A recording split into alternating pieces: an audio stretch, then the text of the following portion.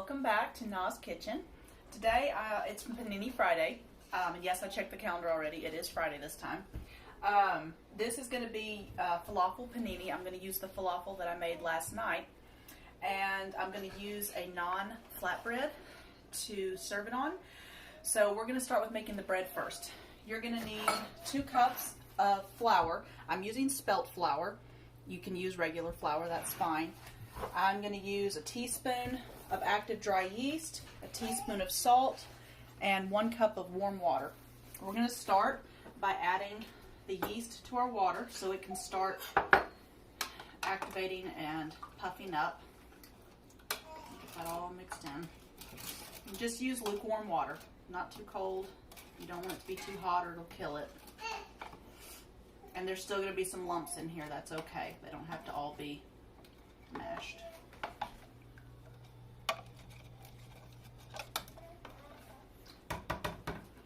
Alright, that's mixed up. We're going to set that to the side. That needs to sit for 10 minutes. And I'm going to go ahead and add my salt to my flour. Get that whisked together. And then as soon as the yeast is done activating, we're going to pour that into the flour mixture. Okay, so the yeast is activated, and you can see here how much it's puffed up. It's got a nice bit of activity going on there. So we're going to pour it into a well in the middle of our flour. We're going to mix it until we get a nice sticky dough.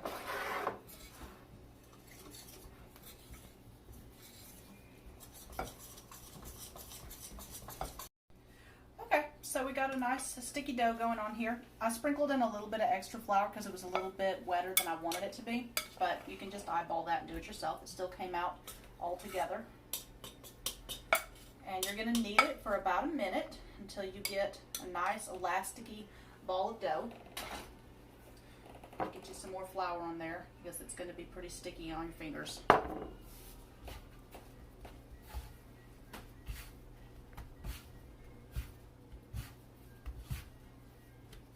It's good to work with your fingertips a little bit at the beginning when it's a sticky dough. That way you don't lose too much of it on your fingers until you can get that extra flour mixed into it.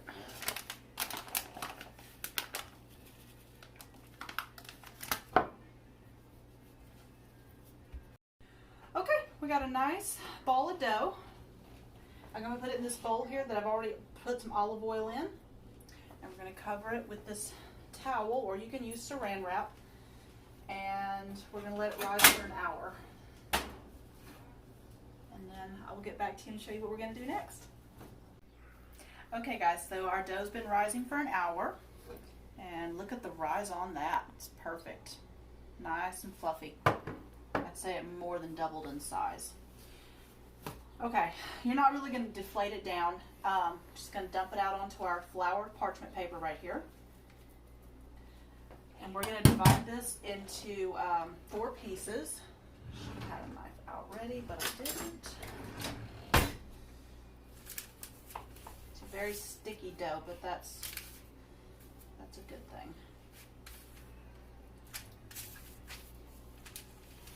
We're going to make each one of these, it makes 4, and we're going to make each one of these into a 6-inch round. And you can just add a little bit of extra flour as you go, not too much. And you're just going to pat it out. You don't need a rolling pin for this. Also, need to go ahead and get my skillet hot. You want to put it on high heat. That way these can cook quickly.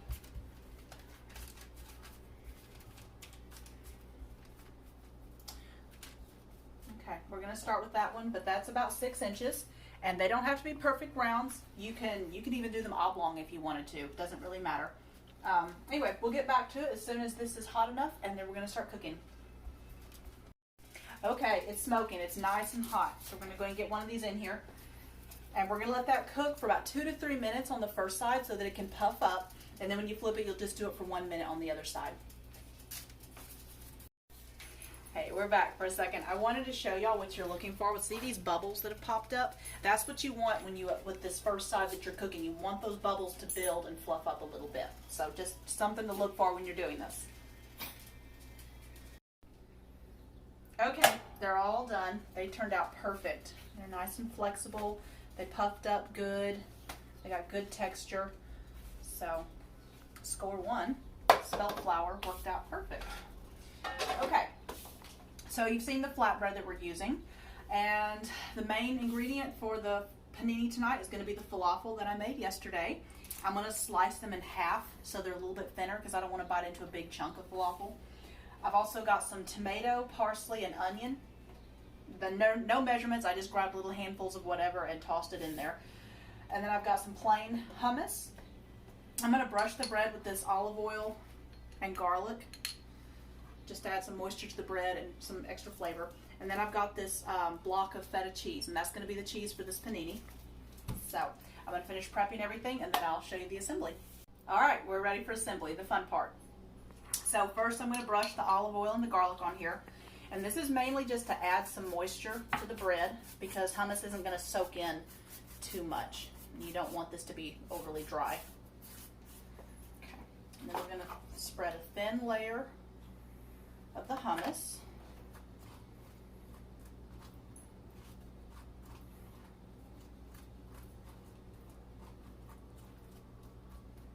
Make sure you want to get to all the edges because you don't want any part of this sandwich to be dry and without flavor. You want to get all the flavors all the way around.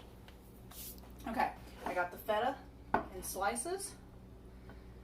We're going to spread a layer of that, which is another thing. You don't want to bite into a bunch of dry bread, then dry falafel. You want to get moisture. That's a big deal. All right, it's pretty even on there.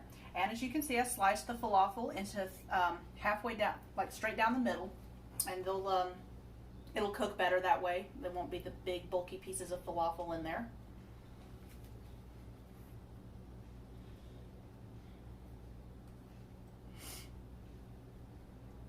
Okay, and we've got our little vegetable medley right here.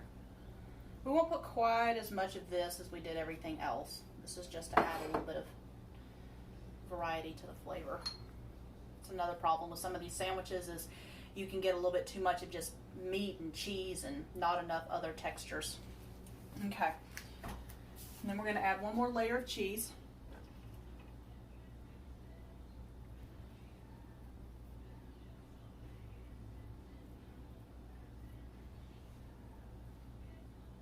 Okay, so our other piece of naan. I'm going to spread some more olive oil and garlic.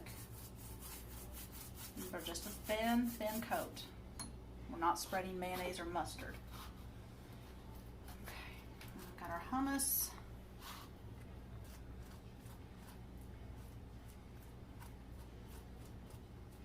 Okay. Awesome. All right, so that's done.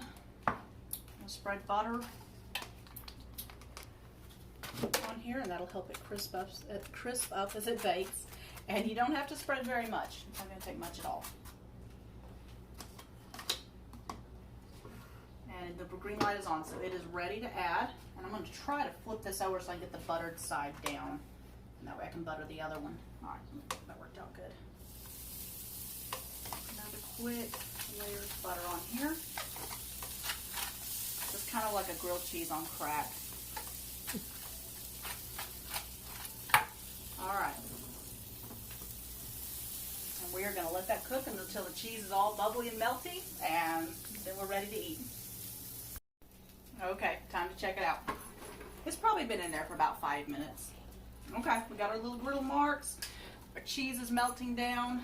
With the feta, that's a really good sign, because feta is kind of a weird cheese. The texture is very odd.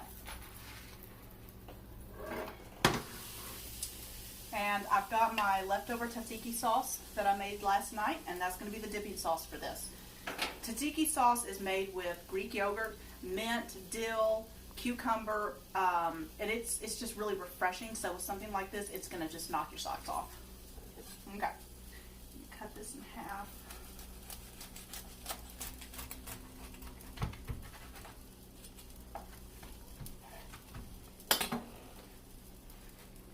Check that out. Look at all those layers. We got the cheese, the falafel, the little salad I put on there. This looks wonderful. I'm very happy with this. All right, so we're gonna go eat. So I hope y'all enjoyed the Panini Friday, and thank you for tuning in.